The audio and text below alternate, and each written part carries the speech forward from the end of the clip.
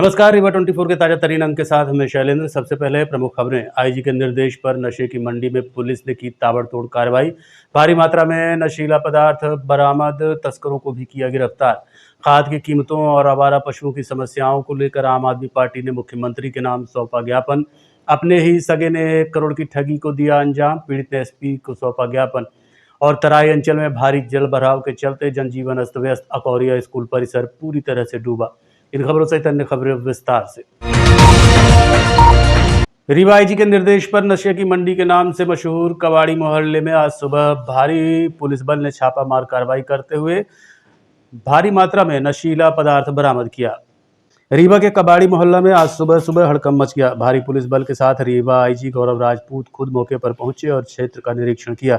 माना जा रहा है कि कबाड़ी मोहल्ला नशे के अवैध कारोबार का सबसे बड़ा गढ़ बन चुका था और इसी गड़बड़ी को खत्म करने के लिए आईजी राजपूत ने खुद कमान संभाली। मामले को लेकर आईजी राजपूत ने बताया कि जब पुलिस बल मौके पर पहुंचा तो नशे का कारोबार करने वाले कुछ लोगों को गिरफ्तार किया गया, साथ ही भारी मात्रा में नशीला पदार्थ भी जब्त किया गया है। जी बताइए, पूरे रीवा शहर का ये सबसे बदनाम मोहल्ला है जहाँ पे नशे का व्यापार होने की कंसिस्टेंट सूचनाएं प्राप्त हो रही थी। आज सुबह पुलिस अधीक्षक रीवा को निर्देशित किया कि इसमें रेड की कार्रवाई करवानी है, जिसमें पुलिस ने भारी बल के साथ इस पूरे कबाड़ी मोहल्ले के अंदर रेड करी है और जो कोरेक्स के बेचने वाली महिलाएं हैं, तस्कर हैं, उनकी गिरफ्तारियां भी हुई हैं और काफ़ी माल मशरू का भी बरामद हुआ है। ये ऐसी जगह है जिनको और भी चिन्हित किया गया क्या? ऐसी समस्त जगह जहां पे इस तरह का नशे का व्यापार जारी है उनको चिन्हित ऑलरेडी किया जा चुका है और समय समय पर उन पर रेड की कार्रवाई संपादित आगे भी कराई जाएंगी। कोई कार्रवाई नहीं पाई गई, कोई पुलिस की रेड में जो भी जब्त हुए हैं, जो भी पकड़े गए, उन पर कार्रवाई। किसानों की विभिन्न समस्याओं को लेकर आम आदमी पार्टी ने मुख्यमंत्री के नाम कलेक्टर को ज्ञापन सौंपा है। जिले भर में खाद की बढ़ती कीमतों और आवारा पशुओं की समस्याओं को लेकर आज आम आदमी पार्टी ने मुख्यमंत्री के नाम कलेक्टर रीवा को ज्ञापन सौंपा। आम आदमी पार्टी का कहना है कि जिले में व्यापारी 1500 से 1800 रुपए तक की कीमत में खाद बेच रहे हैं। वहीं आवारा पशुओं ने किसानों की फसलों को चौपट करना शुरू कर दिया है। इस दौरान किसानों ने जमकर नारेबाजी भी की। आम आदमी पार्टी किसान विंग पूरे जिला में किसानों को डीएपी और यूरिया खाद की बहुत ही किल्लत है। सरकारी गोदामों में यूरिया एवं डीएपी बिल्कुल नहीं, खाली पड़ी हुई। पर जो लाइसेंस शुदा व्यापारी है उनके यहाँ डीएपी यूरिया खाद मिल गई है। किसानों को कहीं 400, कहीं 500, साथ में उनको जिंक भी दिया जाता है जबरदस्ती। जैसे सरकारी गोदाम मनगमा में है, वहाँ पर कोई भी किसान अगर खाद लेता है 5 बोरी तो वहाँ 1500 रुपये का जबरदस्ती जाइन या जिंक दिया जाता है। अब किसान के पास इतनी कमज़ोर आर्थिक स्थिति है कि खाद का पैसा ही देने के लिए नहीं है। अब वो 1500 रुपये का 25 kg का थैला जिंक कैसे खरीदे। साथ में डीएपी जो 1350 है लगभग पूरे जिले से गायब हो चुकी है। मात्र व्यापारियों के गोदामों में ब्लैक में कहीं 1700, कहीं 1800 मिल रही है। किसान अपने खेती किसानी से इतना परेशान है जो शासन प्रशासन को शिकायत करने नहीं पहुंच पाता है, क्योंकि रीवा जिले में आवारा पशु इतने ज़्यादा है कि एक दिन भी किसान अगर अपने खेत में नहीं पहुंच पाता रात या दिन तो पूरी फसल चौपट हो जाती है, आवारा मवेशी चरने।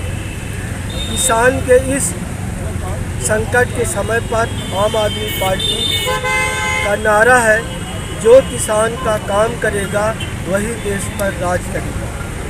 इसलिए आम आदमी पार्टी जिला कलेक्टर महोदया के माध्यम से मध्य प्रदेश की बीजेपी सरकार के मुख्यमंत्री माननीय मोहन यादव जी से आग्रह करती है कि जो भी लाइसेंसधारी व्यापारी हैं वो ऊंचे दर पर सरकारी रेट से ज़्यादा पैसा वसूल कर किसानों को जो खाद देते हैं उनके ऊपर कठोर से कठोर कार्रवाई की जाए, उनका लाइसेंस निरस्त किया जाए। और जो सरकारी गोदाम है जहां पर खाद लगभग खाली पड़ी है, तो क्यों पड़ी है?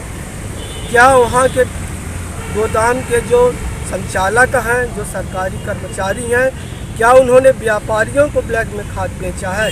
इस संबंध में एक जांच टीम गठित की जाए माननीय कलेक्टर द्वारा और गोदामों 7 वर्षीय दीपांजलि तिवारी की मौत के बाद अधिकारियों पर कार्रवाई करने और 1 करोड़ रुपए के मुआवजे की आर्थिक सहायता दिए जाने को लेकर ग्रामीणों ने आज ज्ञापन सौंपा।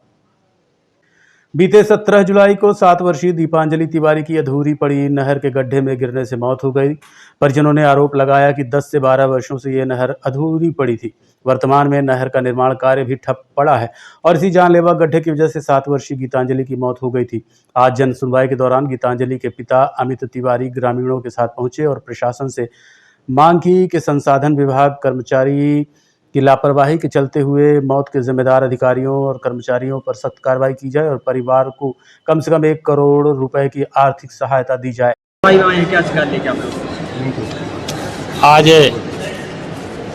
मैं अपना परिचय बताते हुए, मेरा नाम है रामबली साकेत, जिला प्रभारी बसपा रीवा, पूर्व जिला प्रभारी बसपा रीवा। आज मैं इधर कलेक्ट्रेट कई समस्या के लेकर के हम इधर आए हैं और ये जो समस्याएं हैं तो आपके थाना सगरा अंतर्गत एवं तहसील रायपुर कचुलियान अंतर्गत ग्राम बखेरा है।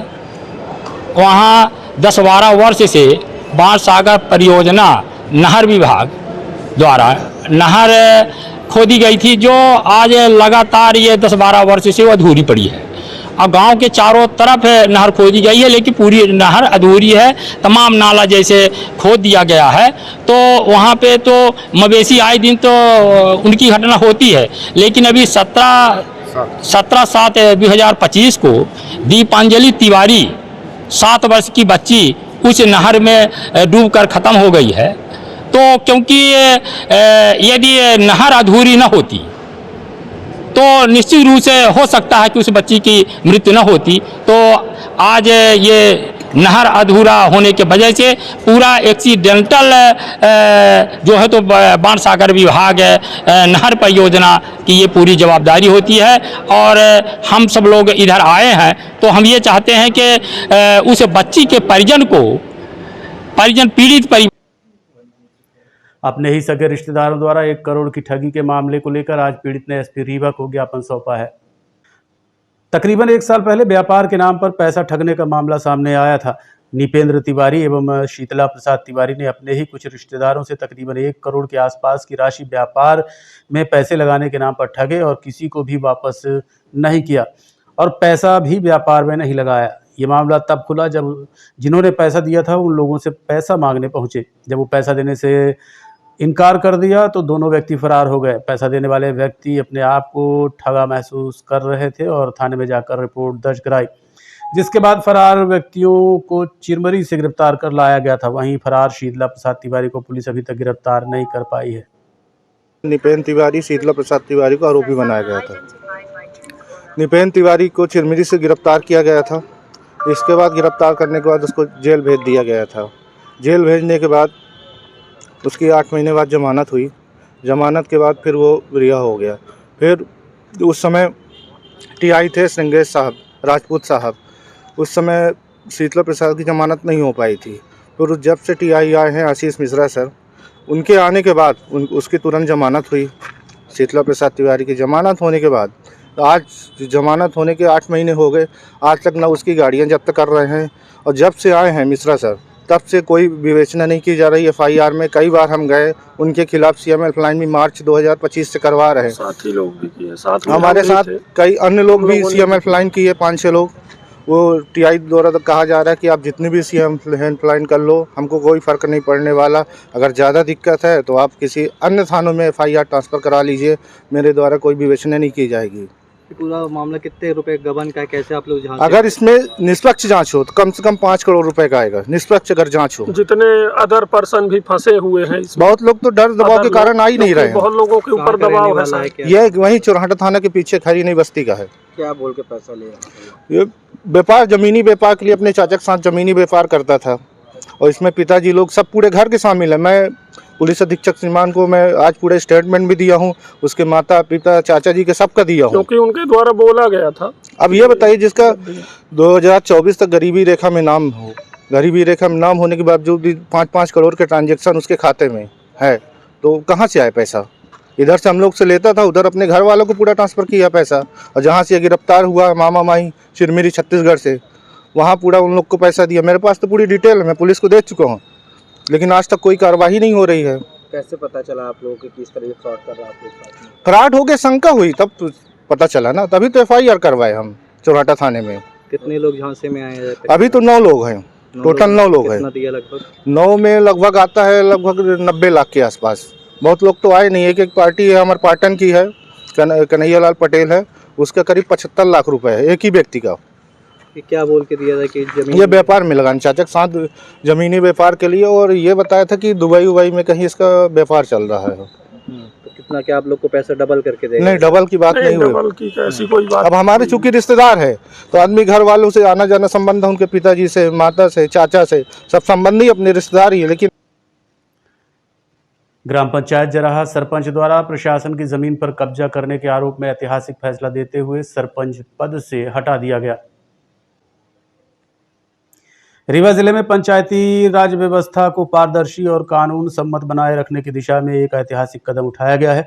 ग्राम पंचायत जराहा के सरपंच मनीष सिंह उर्फ लाला को शासकीय भूमि पर अतिक्रमण करने के आरोप में कलेक्टर एवं विहित प्राधिकारी प्रतिभा पाल ने मध्य प्रदेश पंचायत राज एवं ग्राम स्वराज्य अधिनियम की धारा 36(1) के अंतर्गत तत्काल प्रभाव से पृथक कर दिया है। निर्णय जिले में इस तरह का पहला ऐतिहासिक निर्णय है।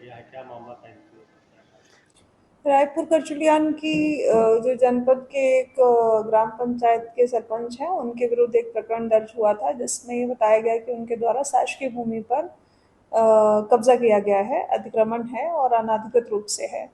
जब इसका परीक्षण किया गया तो ये सही पाया गया, और पंचायती राज एक्ट में ये वर्णित है कि कोई भी पंचायत का जो पदधारी है वो किसी भी सरकारी ज़मीन पे कब्जा नहीं करेगा। उसका यदि कब्जा है तो वो उसके पदच्युत करने के लिए पर्याप्त आधार होगा।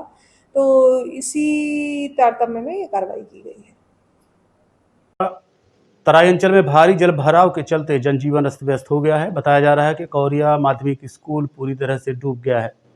जिले के तराई अंचल में रुक रुक कर हो रही लगातार बारिश से आम जनजीवन अस्त व्यस्त पड़ने लगा है। जल भराव की समस्या शैक्षणिक संस्थानों तक पहुंच गई है। जवा जनपद पंचायत अंतर्गत अकौरिया माध्यमिक स्कूल परिसर में बारिश का पानी भर गया, जिसमें विद्यार्थियों और शिक्षकों को भारी परेशानी का सामना करना पड़ रहा है। क्षेत्र में रुक रुक कर बारिश हो रही है और उत्तर प्रदेश से आने वाली बेलन नदी का जलस्तर बढ़ने से नदियों और नालों का जलस्तर लगातार बढ़ रहा है। वहीं निकासी की उचित व्यवस्था न होने के कारण स्कूल परिसर जलमग्न हो गया है। यदि बारिश का सिलसिला यूं ही जारी रहा तो हालात और भी बिगड़ सकते हैं। ग्रामीण इलाकों में कीचड़ व जल भराव के कारण लोगों की दैनिक गतिविधियां भी प्रभावित हो रही हैं।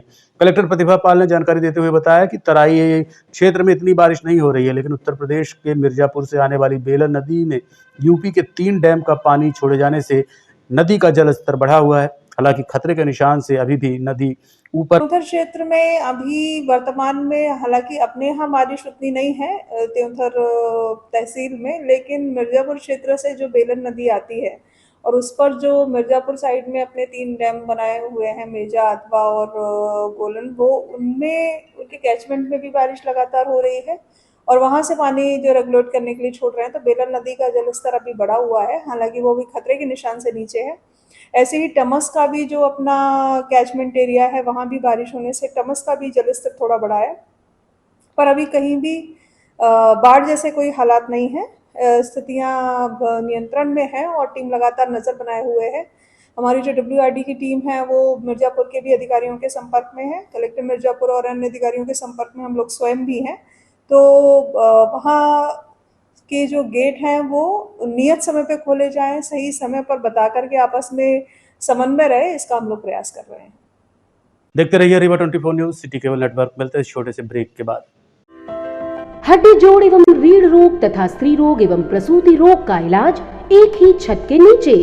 विघ्नहर्ता hospital and trauma centre, hotel landmark के पास, रतहरा, रीवा। डॉक्टर संतोष सोनी, पूर्व चिकित्सक, बॉम्बे हॉस्पिटल, मुंबई, हड्डी जोड़ एवं रीढ़ रोग विशेषज्ञ, छोटे चीरे एवं दूरबीन विधि द्वारा हाथ तथा पैर की हड्डियों का ऑपरेशन, गठियाबात, जटिल एवं बिगड़े हुए फ्रैक्चर का बेहतर इलाज करते हैं डॉक्टर संतोष सोनी। विघ्नहर्ता हॉस्पिटल ट्रामा सेंटर में ही स्त्री एवं प्रसूत रोग विशेषज्ञ डॉक्टर शैलजा सोनी भी उपलब्ध हैं, जिनकी देखरेख में नॉर्मल डिलीवरी, सिजेरियन ऑपरेशन एवं बच्चेदानी से संबंधित ऑपरेशन की बेहतर सुविधा।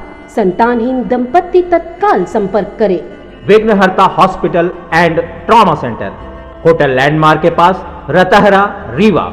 सुविधाजनक एवं सफल इलाज हेतु आज ही संपर्क करें। विघ्नहर्ता hospital and trauma centre, hotel landmark के पास, रतहरा, रीवा। मोबाइल नंबर 7828781983 अथवा 8462956774 पर।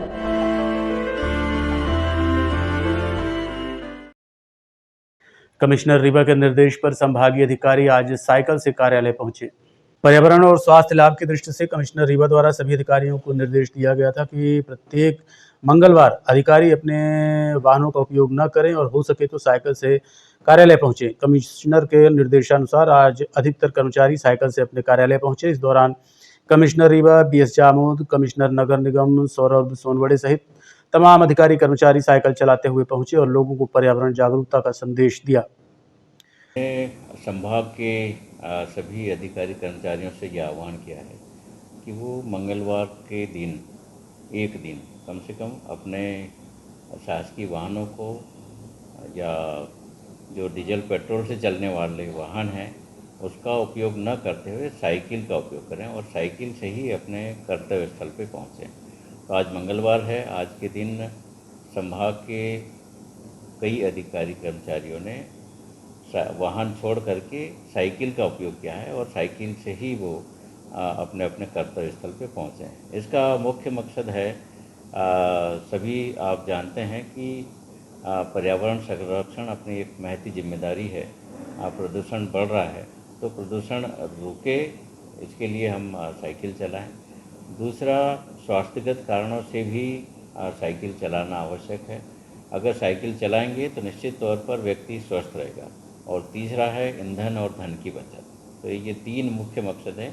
इस वजह से आज हमने ये सभी से आह्वान किया है कि मंगलवार के दिन साइकिल से अपने अपने कर्तव्य स्थल पर पहुँचें।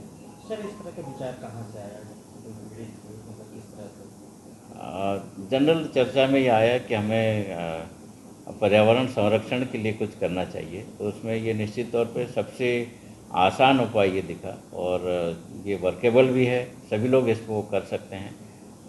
साथ ही हम लोगों ने बचपन में बहुत साइकिल चलाई है, किंतु अब साइकिल छूटती जा रही है, तो वापस साइकिल पे चलें। और आज हम देख रहे हैं कि रामपुर बघेलान थाना अंतर्गत सर्पदंश से 28 वर्षीय युवक की इलाज के दौरान मौत हो गई। रामपुर बघेलान थाना अंतर्गत मचटोलवा के रहने वाले मनोज वैस ने बताया कि रात करीब 2 बजे के आसपास उसके चचेरे भाई रवि वैस को एक सांप ने काट लिया था, जिसके बाद पहले उसे बाण सागर ले गए, जहां से व्यवहारी के लिए भेज दिया गया। व्यवहारी से रेफर करने के बाद रीवा पहुंचे, जहां इलाज के बाद रवि की मौत हो गई। बताइए क्या नाम है, कहाँ से हैं, क्या घटना हुई थी? मेरा नाम है मनोज कुमार बैस, गांव का नाम मचटोलवा, जिला मैहर, थाना रामनगर। क्या घटना हुई? घटना ये सांप काटती है 2:30 में। कब सांप काटा था? वो काला और वाइट था। कब काटा था? रात में, कितनी तारीख की? 2 तारीख की रात में। कौन है वो जिनको काटा? आपके कौन है? मेरे अंकल का लड़का। क्या नाम है उनका? रवि बैस। कितने साल का था? 28 साल। कहाँ भर्ती करा दिए? जी, इलाज के लिए कहाँ ले गए थे? पहले बाण सागर ले गए, वहाँ से फिर व्यवहारी ले गए, व्यवहारी से फिर रीवा लाए।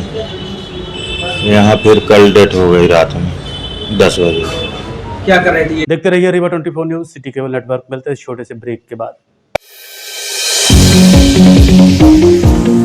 विंध्य क्षेत्र का शिक्षा पथ प्रदर्शक Pentium point group of institutions Rewa, जो पिछले 25 वर्षों से ज्ञान, गुणवत्ता और विश्वास का प्रतीक बना हुआ है। इस प्रतिष्ठान के अंतर्गत संचालित है Pentium point college of pharmacy, मान्यता प्राप्त फार्मेसी काउंसिल ऑफ इंडिया से, जहां संचालित हो रहे हैं बी फार्मा 4 वर्षीय और बी फार्मा 2 वर्षीय जैसे professional course. Pentium point college of law, मान्यता प्राप्त bar council of India new Delhi से, जहां उपलब्ध है देश के भविष्य निर्माता विद्यार्थियों के लिए BCom LLB, BBA LLB, BA LLB 5 वर्षीय, LLB 3 वर्षीय और LLM 2 वर्षीय जैसे रोजगार परक पाठ्यक्रम। Pentium point college of management approved by AICTE, जहां संचालित है हाईली डिमांडेड MBA 2 वर्षीय कोर्स। साथ ही Pentium point technical college Rewa का एकमात्र संस्थान जहां AICTE से मान्यता प्राप्त BBA और BCA जैसी तकनीकी पाठ्यक्रम संचालित है। रेगुलर कोर्सेज में बीकॉम, BSc, BA तथा स्नातकोत्तर स्तर पर MA history, economics, sociology, MSc chemistry, biotechnology, computer science और PGDCA डिप्लोमा भी उपलब्ध है। यहाँ शिक्षण कार्य नेट, सेट व PhD धारक प्राध्यापकों द्वारा कराया जाता है। साथ ही उच्च गुणवत्ता की प्रयोगशालाएं, pharmacy lab, biotechnology lab, computer lab, moot court और विशाल पुस्तकालय संस्थान की विशेषताएं हैं। बौद्धिक और सांस्कृतिक गतिविधियों के लिए एक अत्याधुनिक ऑडिटोरियम, खेल गतिविधियों हेतु इंडोर और आउटडोर स्टेडियम, जहां शिक्षा के साथ संपूर्ण व्यक्तित्व का विकास सुनिश्चित है। So please visit Pentium Point where vision meets excellence.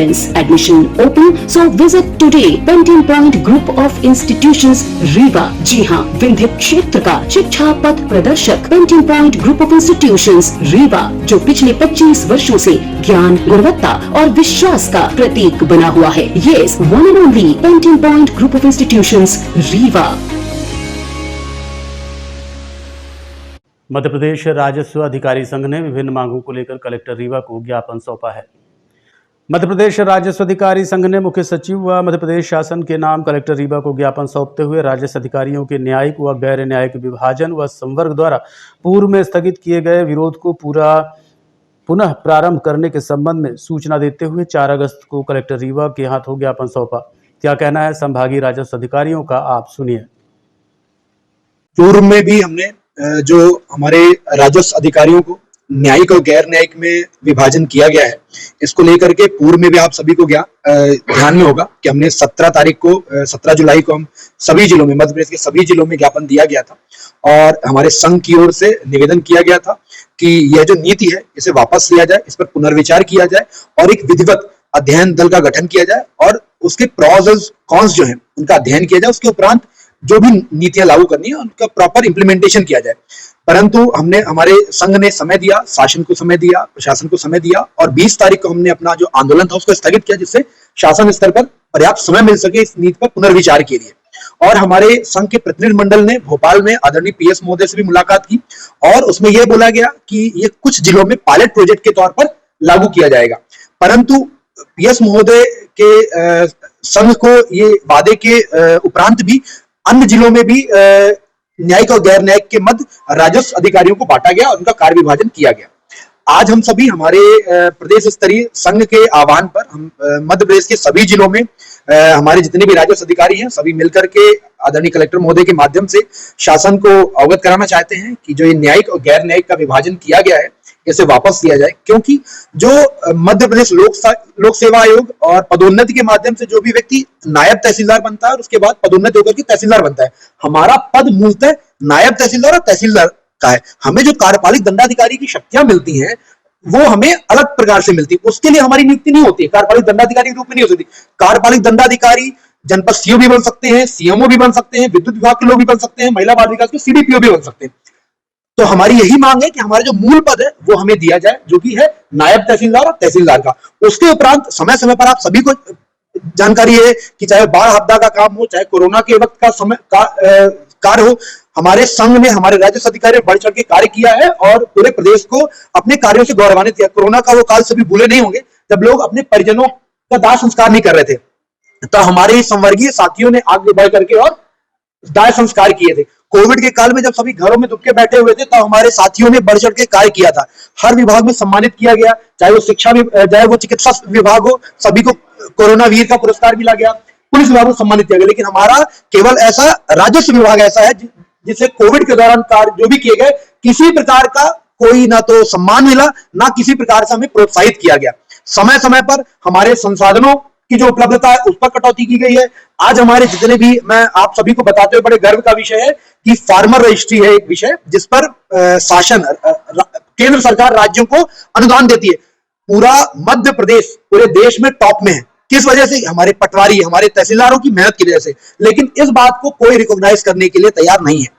अन्य विभागों में प्रदेश स्तरीय पुरस्कार मिलते हैं, हमारे विभाग में जो हमारे आदरणीय पीएस महोदय, मंत्री महोदय जो भी अभियान चालू करते हैं, चाहे वो सीमांकन को लेकर के हो, नामांतरण को लेकर के, बंटवारे को लेकर के, हमारे सभी साथी रात दिन मेहनत करके उन अभियानों में सफल बनाते हैं और कार्य करते हैं। क्योंकि जमीन का कार्य है, इतना सरल कार्य नहीं होता है, दुष्कर कार्य होता है। परंतु हम यही उम्मीद करते हैं कि हमारे इस ज्ञापन के उपरांत शासन अपनी नीति को वापस लेगी। और मैं आप सभी मीडिया बंधुओं के माध्यम से निवेदन करना चाहूंगा कि हम 6 तारीख से हम किसी प्रकार की हड़ताल पर नहीं जा रहे हैं। हम अपने केवल कार्यों से विरत रहेंगे। हम सभी साथी अपने मुख्यालय में बैठेंगे, जिला मुख्यालय में बैठेंगे और यहां पर रहेंगे। और आपदा का यदि कोई कार्य आता है तो हमारा संघ बढ़ चढ़ करके उसमें लोगों की मदद करेगा। और मैं किसान भाइयों से माफी भी मांगूंगा, क्योंकि जब हम लोग अपने ऑफिस में नहीं बैठेंगे, कलेक्टर कार्यालय में बैठेंगे, उस दौरान हो सकता है कि उनके कार्य प्रभावित हो। तो मैं अभी तो हम पूरे संघ की तरफ से माफी मांगता हूं। लेकिन ये वक्त ऐसा है कि यदि अभी हम उठ खड़े नहीं हुए तो गैर न्यायिक और न्यायिक में विभाजन होगा, कि पूरे संघ का विभाजन होगा। और अभी वर्तमान में आप देख रहे हैं कि जब राजस्व एक तहसील में 3-3 लोग, 4-4 लोग राजस्व का कार्य कर रहे हैं, तब इतनी ज्यादा पेंडेंसी, इतने ज्यादा राजस्व के कार्य हैं, क्योंकि अब दिनों दिन लोग नामांतरण, बंटवारा, अपनी जमीन का सीमांकन कार्य। जब उन न्यायालयों को मर्ज करके 4 की जगह 1 पीठासीन अधिकारी बैठेगा तो कार्य बढ़ेगा या कम होगा? तो हमारे संघ का पूरा यह मानना है कि इससे कहीं ना कहीं राजस्व अधिकारी पर बोझ बढ़ेगा, जनता के कार्यों की पेंडेंसी बढ़ेगी। मैं आप सभी के माध्यम से अनुरोध करता हूं कि सभी हमारा इसमें सहयोग करें और हमारे संघ की जो मंशा को पूर्ण करने में हमारा मार्गदर्शन करें। धन्यवाद। आज के अंक में इतना ही। देखते रहिए रीवा 24 न्यूज। नमस्कार।